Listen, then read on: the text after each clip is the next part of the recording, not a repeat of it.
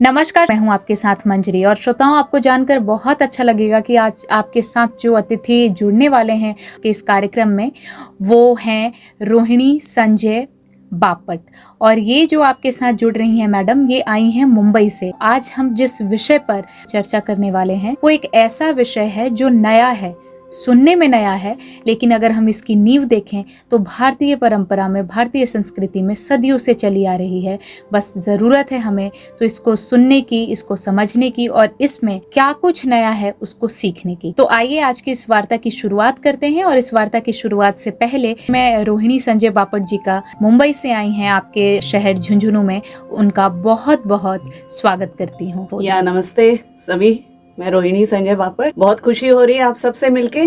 कैसी हो आप सब? झुंझुनू वाले लोग एकदम खुश रहते हैं। और मुझे जैसा कि पता चला है कि आप जिस विषय पर आज हमारे श्रोताओं को बताने और समझाने वाली हैं वो है योग निद्रा। और मैंने सुना है कि अगर हम 8 घंटे नहीं सो पा रहे हैं और बस 20 मिनट की हम योग निद्रा ले लें तो उस 8 घंटे में जो हम एनर्जी रिस्टोर करते हैं उसके बराबर होता है। या बिल्कुल बिल्कुल सही। तो अब इस योग निद्रा को तो हम समझेंगे ही, लेकिन मैं चाहूंगी कि सबसे पहले आप अपने बारे में हमारे श्रोताओं को बताएं और फिर ये जो विषय है आज का योग निद्रा, इसके विभिन्न पहलुओं पर हम आज चर्चा करेंगे। हरिओम।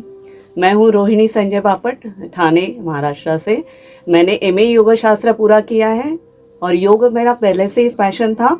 और after that I completed this YCB levels रहते हैं, इसमें अलग अलग स्तर होते हैं। और इट इज आयुष डिपार्टमेंट की, जो भारत सरकार की जो आयुष डिपार्टमेंट है उसके अलग अलग स्तर रहते हैं। So I have become this therapeutic yoga consultant, क्योंकि कोई भी योगा सीखता है और सिखाना शुरू करता है, so that is not correct. So इसीलिए खास योगा सर्टिफाइड बोर्ड बनाया गया है ताकि एक स्टैंडर्डाइजेशन आ पाए उसमें।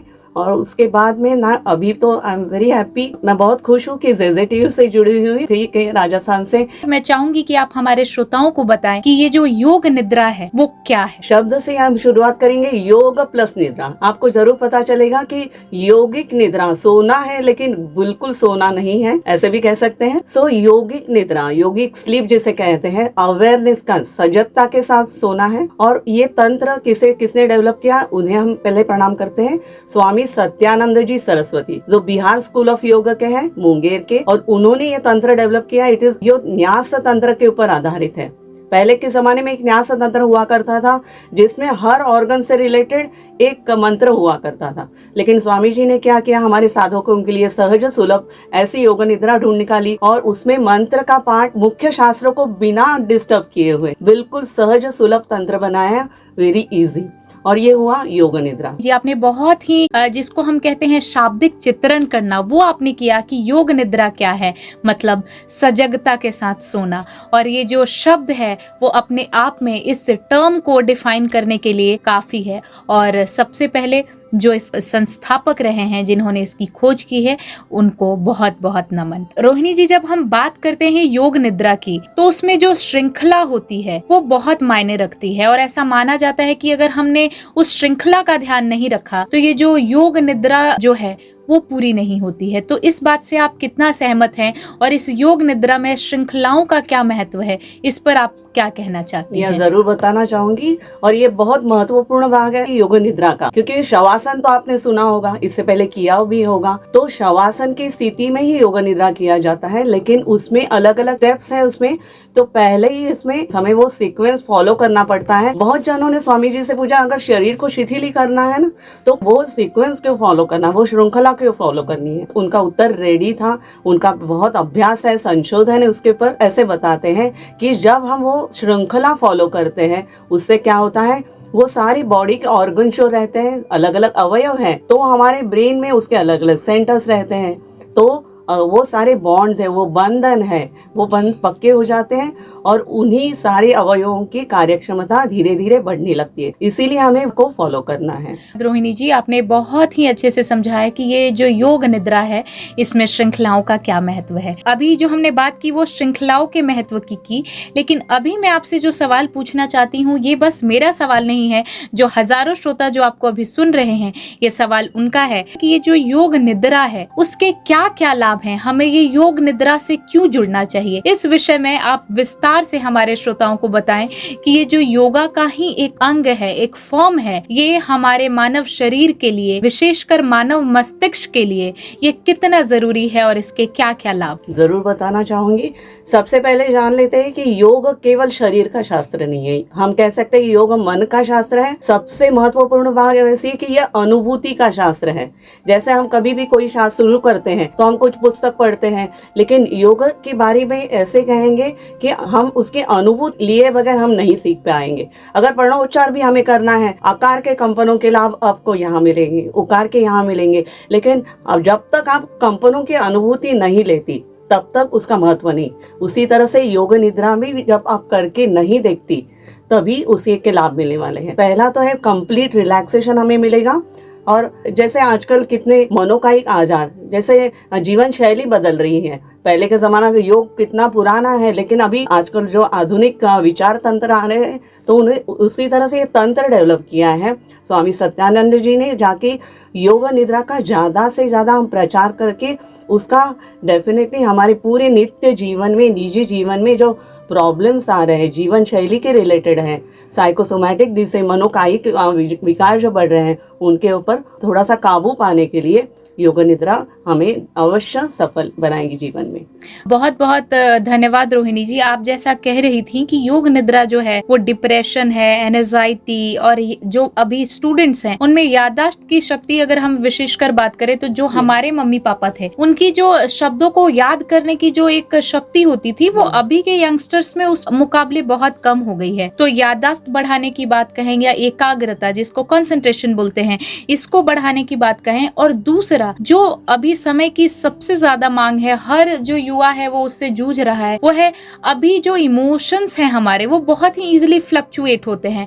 भावनाएं जो हमारी है वो स्थिर नहीं रहती है। हम तुरंत खुश हो जाते हैं, तुरंत गुस्सा हो जाते हैं, तुरंत रोने लगते हैं। तो ये जो इमोशनली फ्लक्चुएशंस हैं और हम खुद एक्सप्रेस नहीं कर पा रहे हैं, खुद अंदर अंदर ही चीजों को रखते हैं, परेशान होते हैं, तो इन सारे अवयव में, इन सारे जो डिजीज हैं, इसमें ये जो योग निद्रा है वो किस प्रकार सहायक हो सकता है, एक बार इस बारे में हमारे श्रोताओं को विस्तार से बताएं। ये अवश्य बताना चाहूंगी कि जैसे कि कोई भी प्रॉब्लम आता है, कोई भी हमारी समस्या आती है तो उसका मेन रीजन रहता है, ऐसे योग शास्त्र के अनुसार हमारे शरीर में 72,000 नाड़ियां हैं। तो सारे इसमें असंतुलन मेन जो चीज है, जो मुख्य कारण क्या है, तो उनमें असंतुलन है और अशुद्धि है। तो वो पहले दूर कर लेते हैं। उसके बाद में विविध प्रकार के योग आते हैं। अष्टांग योग है, पतंजलि मुनि ने बताया होगा, तो आसन है, प्राणायाम है, वो बाद में आएंगे।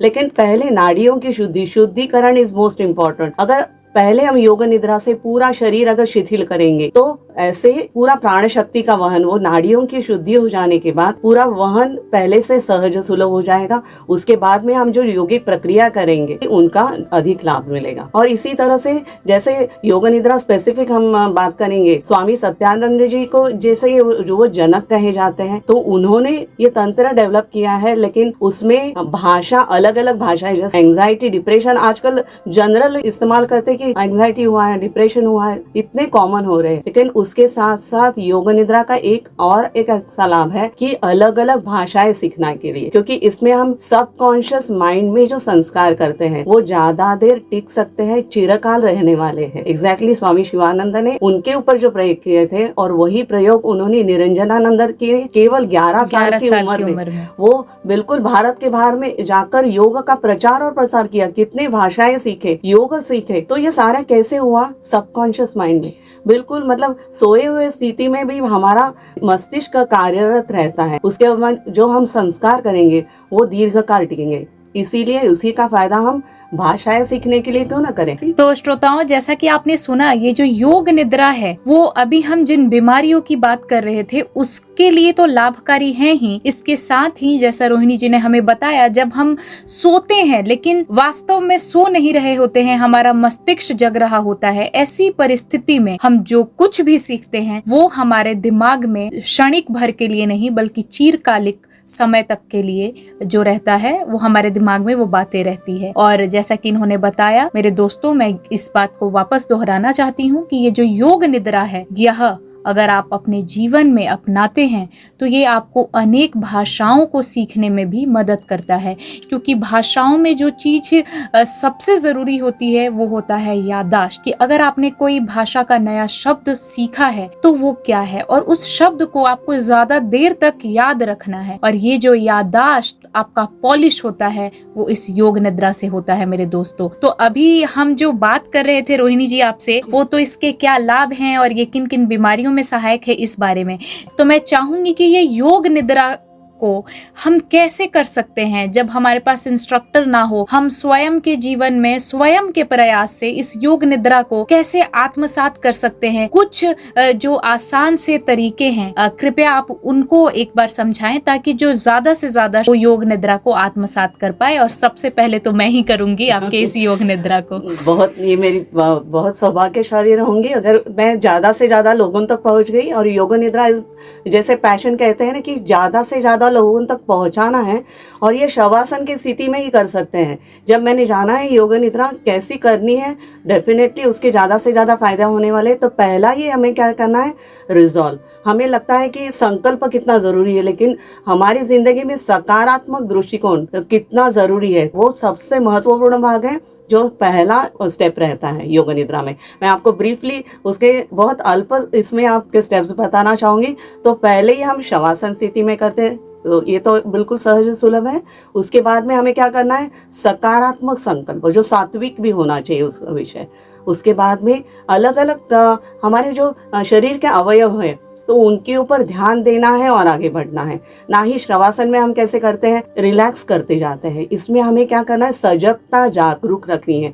दो तत्व हमेशा ध्यान रखने हैं, पहली तो है सजगता और दूसरा है साक्षी भाव, witnessing attitude. It is such a beautiful concept. हमें अपने आप को ही देखना है, लेकिन अपने में से बाहर आके। ये हमें अवश्य मदद करेगा। हमारी नित्य जीवन में अलग अलग समस्याएं कहो, चैलेंजेस आती रहती है, उन्हें फेस करते वक्त हमारे उस प्रॉब्लम की ओर देखने का नजरिया डेफिनेटली धीरे धीरे बदलने लगता है। उसके ऊपर अच्छा सा अच्छा हम हल निकाल पाते हैं। आरओसी के बाद हर जैसे अवयव के ऊपर ध्यान देना है। देन धीरे धीरे हमें क्या करना है, श्वास प्रश्वास के प्रति सजगता, फिर संवेदनाओं के प्रति सजगता, स्पर्श बिंदुओं के प्रति सजगता, मानस दर्शन करना है। केवल चित्र मानस दर्शन की इमेजिन करना है, मैं किसी अच्छे समुद्र किनारे हूँ, जस्ट इमेजिन दैट थॉट। पंच ज्ञानेंद्रिय अधिकाधिक कार्यक्षम होने लगते हैं, दिव्य दृष्टि प्राप्त होने लगती है, सूक्ष्मादि सूक्ष्म आवाज कानों पे पड़ने लगते हैं, स्पर्शनेंद्रिय अधिकाधिक संवेदनशील होने लगते हैं। और उसके बाद में जैसे पूरी योग निद्रा कैसे प्रवास रहेगा, स्थूलता से सूक्ष्मता, वैसे ही हमारी वापसी भी वैसी होगी। कैसी होगी, सूक्ष्मता से स्थूलता की ओर धीरे धीरे हम हमारे विश्व में वापस आएंगे विथ कंप्लीट ट्रांसफॉर्मेशन, पूरे परिवर्तन के साथ। योग निद्रा के बाद में हमारा जो परती का प्रवास होगा, that will be completely transforming ourselves। बहुत बहुत धन्यवाद रोहिणी जी, आपने बहुत ही विस्तार से और उनके योग निद्रा के हर एक पहलुओं को बहुत ही अच्छे से समझाया कि ये योग निद्रा क्या होती है। और इसी स्वास्थ्य को ध्यान रखने के क्रम में आज हमने जिस विषय पर चर्चा की वो था योग निद्रा। और ये विषय ऐसा था जिसको हम सबको अपने जीवन में अपनाना चाहिए। और जैसा कि रोहिणी जी ने कहा कि ये बहुत ही उपयोगी है और इसका बस शरीर पे ही जो परिणाम वो देखने को नहीं मिलता, बल्कि ये जो योग निद्रा है ये हमारे मस्तिष्क से जुड़ा है। और मेरे दोस्तों, हमारे शरीर का जो सबसे जरूरी अंग है वो मस्तिष्क ही है। तो सबसे पहले आप मेरे साथ जुड़िए और अपने मस्तिष्क पे कार्य कीजिए और इसमें आपके लिए लाभकारी होगा ये योग निद्रा। नमस्कार।